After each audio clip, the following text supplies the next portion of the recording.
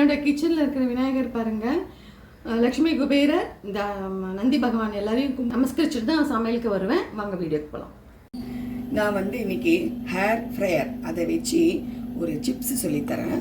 இந்த சக்கரவள்ளி கிழங்கு இருக்குது பற்றியில, அதில் வந்து சாப்பிடக்கூடாதுன்னு சொல்கிறேன். ஆனால் நம்ம நார் சத்து அதிகமாக இருக்கிறதுனால தாராளமாக எல்லாருமே சாப்பிட்லாம். இது கொஞ்சோண்டு எண்ணெய் விட்டு உப்பு போட்டு ரொம்ப நல்லா இருக்குது. நான் ஒரு தடவை பண்ணி பார்த்துட்டேன். சரி ஃப்ரெண்ட்ஸுக்கும் பண்ணி காமிக்கலாம் அப்படின்னு சொல்லிட்டு இன்றைக்கி இதை செலக்ட் பண்ணியிருக்கேன். இந்தமாரி கொஞ்சம் பெருசாக இருக்கணும், அப்போ தான் நமக்கு வந்து அது சிப்ஸ் வரும்போது கரெக்டான அளவுக்கு வரும்.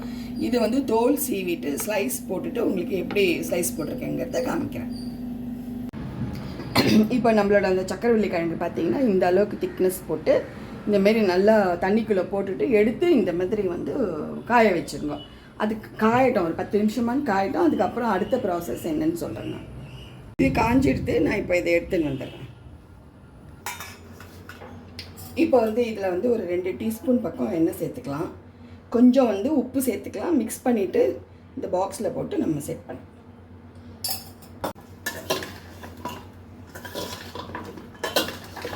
இப்போ அந்த ஏர் ஃப்ரையர் அந்த இதில் வந்து இந்தமாரி நம்ம போட்டுடலாம்.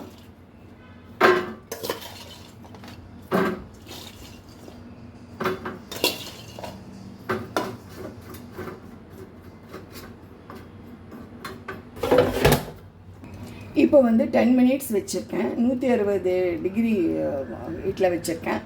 இது வந்து 10 நிமிஷத்தில் ரெடி ஆன உடனே நம்ம வந்து மிக்ஸ் பண்ணிவிட்டு திரும்பி நமக்கு வந்து அந்த கோல்டன் ப்ரௌன் வரலைன்னா திருப்பிட்டு ஒரு 10 மினிட்ஸ் வச்சுக்கலாம். இப்போ 160 சென்டிகிரேட்டில் பார்த்தீங்கன்னா நான் வந்து இந்த சக்கரவள்ளி கிழங்கு இந்த மாதிரி பண்ணி எடுத்திருக்கேன். பாருங்கள், நல்லா டங்குன்னு சவுண்டு கேட்குறது. இது வந்து கொஞ்சமாக இந்த சால்ட்டு ஃபஸ்ட்லேயே போட்டது, அது சால்ட்டுக்கும் இப்போ பார்த்தீங்கன்னா இதில் வந்து காரம் மிக்ஸ் பண்ணி வச்சுருக்கேன். கொஞ்சோண்டு சில்லி பவுடர் போட்டு நம்ம காரம் வேணுங்கிறவங்களுக்கு காரம் கொடுக்கலாம். இது வந்து 10 நிமிஷம் கலரி விட்டு 30 மினிட்ஸ் பக்கம் நம்ம வச்சு எடுத்துருக்கேன். இந்த அளவுக்கு கிறிஸ்பியாக வர்றதுக்கு. நம்மளுக்கு பார்த்தீங்கன்னா சக்கரவள்ளி கிழங்கு வந்து துளி கூட எண்ணெய் இல்லாமல் நல்லா வந்து ஏர் ஃப்ரையரில் பண்ணியிருக்கோம். நல்லா கிறிஸ்பியாக சூப்பராக இருக்கும். இதுலேயே வந்து நம்ம நிறையா பண்ணலாம். கேரட் பண்ணலாம், பீட்ரூட் பண்ணலாம், எல்லாமே பண்ணலாம். நான் ஒன்று ஒன்றா உங்களுக்கு பண்ணி காமிக்கிறேன். இது வந்து உங்கள் சக்கரவள்ளி கிழங்கு இருந்ததுன்னா செஞ்சு பாருங்கள். நான் போட்ட இந்த ரெசிபி உங்களுக்கு பிடிச்சிருந்ததுன்னா லைக் பண்ணுங்கள், ஷேர் பண்ணுங்கள், ப்ளீஸ் சப்ஸ்கிரைப் பண்ணுங்கள். Thank you, bye, take care.